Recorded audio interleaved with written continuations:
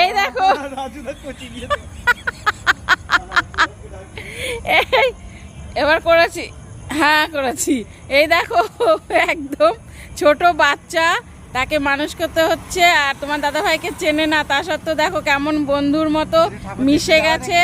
আবার বলছে ঠাকুর দেখতে যাবা নাকি। দেখো দেখো এই দেখো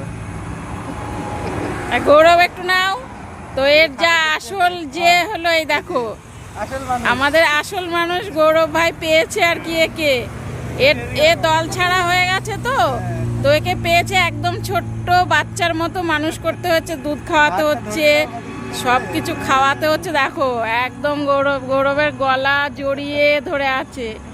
দেখো কি অবস্থা, দেখো আবার সব কথা বোঝে। দেখো এই দেখো ধরছে, দেখো কত সুন্দর করে একদম। ও যে চেনে না, ওর কোনো ব্যাপার নেই। কত সুন্দর করে ধরেছে দেখো গলাটা একদম। দেখো ঠাকুর দেখতে সব বোঝে, দেখো সব বোঝে। ঠাকুর দেখতে যাবে নাকি? তো এখন আস্তে আস্তে বড় হবে, ছোট আছে অনেক বড় হবে। একে এখন মানুষ করতে হবে, এর তো আর কেউ নেই।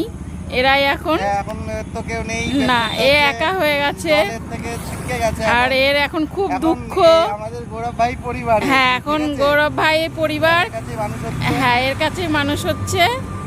খুব মানে শান্ত শিষ্ট, হ্যাঁ কোনো ঝামেলা নেই, মানে খুব দুঃখী মানুষ একটা। ওর হয়তো মনে পড়ছে সবাইকে, কেউ নেই কাছে যেহেতু। হ্যাঁ মানুষজন দেখছে, রাস্তার গাড়ি ঘোড়া সেগুলো সব দেখছে, আর কোনো ঝামেলা নেই ওর। তো আমি মানে হনুমান তো দেখি সব গাছে গাছে বেড়ায়, কিন্তু দেখো আমাদের পরিবারের মধ্যেই এখন বড় হবে। হ্যাঁ তো আমার সঙ্গে মাঝে মাঝে এখন দেখা হবে, কিন্তু আমি আবার কোলে টোলে নিতে পারি না, আমার হাত সুরসুর করে। আস্তে আস্তে বড় হবে, এখন ছোট আছে, তো ওকে দেখলে আমারই মায়া লাগছে, যেহেতু একা হয়ে গেছে, কেউ নেই। ঠিক আছে আমরা আসবো, এসে দেখাশোনা করে যাবো মাঝে মাঝে, ঠিক আছে?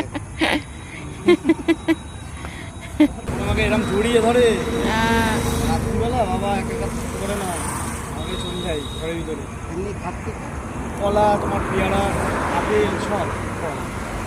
তারপরে তোমার ওআরএস লিকুইডটা দিই, ওটা খাই। ঠিক আছে, পরে আমি ফল এনে দেবো, ঠিক আছে?